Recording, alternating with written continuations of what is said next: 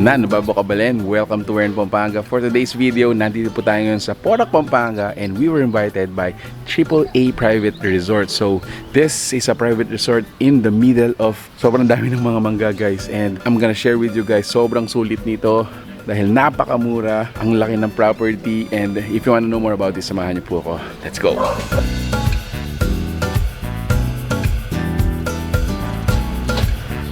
Alright, so umpisahan natin ang paglilibot dito sa AAA Private Resort sa kanilang pool. So if you notice, guys, ito yung sa likuran ko.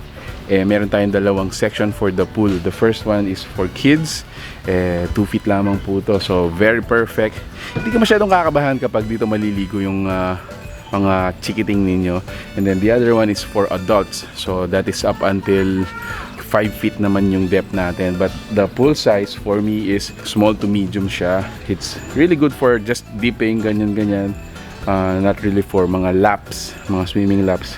But isa sa mga nagustuhan ko dito, ayan, meron siyang canopy, no? So even if medyo mainit ang araw, nasa 12 o'clock ng hapon, gusto mo mag-swimming dito, pwedeng-pwede pa rin dahil nga medyo nakalilim siya. At the same time, guys, kung nandito kayo, sobrang magugustuhan nyo yung atmosphere kasi ang dami ngang mga puno dito. May mga huni ng mga lovebirds pa tayo. So, close to nature. It's almost green. Actually, mapapansin nyo dito. Every section is actually almost green.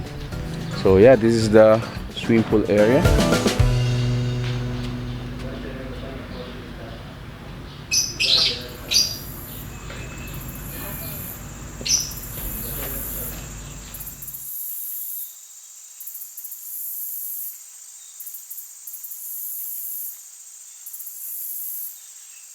Nandito tayo sa may bandang likuran ng private resort na to, and dito located yung tatlong villa rooms natin. Tatlong villa rooms that can actually accommodate up until 7 persons each. Very comfortable na silang mag-stay. Although that is an extension nung mga mattresses. Papasukan natin siya mamaya, pero I wanna show you guys kung anong itsura nila during this time of the day. So meron tayong avocado or moss, meron tayong green at saka blue room. Tara, pasukin natin. So coming in dito sa first room, this is actually the blue room. Ayan, there's the blue room. So dito sa loob, guys, meron tayong bunk bed, no? Meron tayong single size bed sa taas, and then double size naman dito sa first level niya. And then actually this space extendable yung capacity ng matutulog dito ng mga mattresses. Dito rin, guys, meron na siyang sariling toilet and bath, which is this one. So nabanggit ko nga sa inyo, guys, yung mga 3 rooms natin are identical, but let me show you na rin kung ano yung itsura ng mga ibang rooms natin just for your own satisfaction. So this is the avocado room, I think so, no? Parang green, moss green room. So similar to the other one, meron tayong bunk bed, single size bed sa taas, double size dito, and then this one is extendable via mga mattresses natin, and there's the toilet and bath. So meron tayong dalawang gazebo. This is the first one.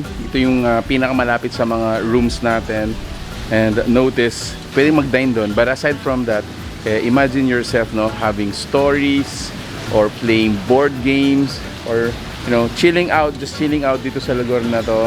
Hindi ka nalalayo dito sa room, at at the same time nakikita mo yung mga nagsuswimming dito. More videos patungkol dito sa kanilang swimming pool. So meron pala siyang mga pa-fountain effect, no.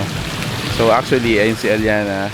Previously, guys, this resort was registered as Aliana's Private Resort, pero nag-iba sila. So right now we can actually search for it. It's AAA Private Resort, located po dito sa may Porac, Pampanga. So siya si Aliana. Approaching yung second gazebo natin, I think this is more, yung design niya is a little bit more contemporary, wood, medyo elevated. Dito naman, I think dito yung mas matagal lang inuman yung mangyayari dito. Nonetheless, ayun guys, this is another place for you to, have a time with your family or with your friends. So, meron tayong disclaimer guys. So, papansin nyo, meron tayong property dito sa left side ko. So, ito yung bahay ng owners natin kapag sila nag-stay naman dito. So, hindi po kasama to kapag nag-book kayo dito. So, what's included is yung function area, yung pool, yung dalawang gazebo, at saka yung tatlong villa bed or villa rooms natin. Alright, so that was it. That was our tour for this new staycation. You gotta check dito po sa may Porac, Pampanga. As of the time or the day na na-vlog po natin to, rate natin for this place is 7,000 pesos during day tour. Day tour natin, I think up until 60. 7,000 pesos just for the place. And as well as the room na yun. Now, for overnight naman, I believe it's 10,500 pesos. But for overnight, I believe, grabe, sobrang mura na yun guys. If you're interested to know more about this, we're gonna be including yung information as well as the fan page. You need to contact if you wanna book here or inquire. How was it so far? Para sa akin guys, napakamura. And at the same time, it's gonna be all yours. Napaka-secluded ng lugar na doon dito sa Porac, Pampanga. Dahil sobrang tago niya guys, konting extra challenge yung papunta dito. But anyway, for the price, sobrang sulit na yun guys. So there you have it. If you like this video, please give it a thumbs up, share it with your friends. We hope to see you in the next one. Thanks so much for watching We're in Pampanga. Peace out!